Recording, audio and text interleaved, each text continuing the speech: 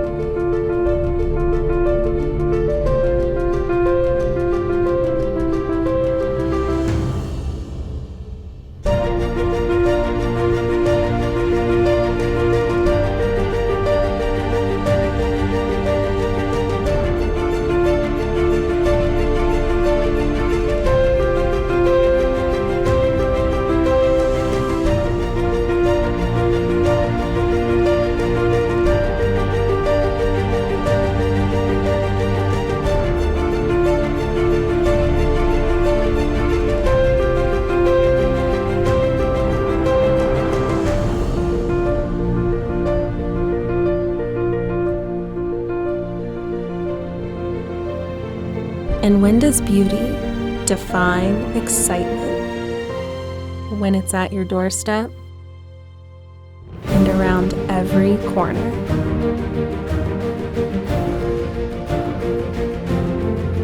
It's something found, discovered, in the places you go and things you see.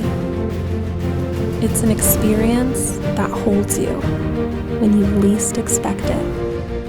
From morning to night, and when the adventures you embark on never cease to amaze you.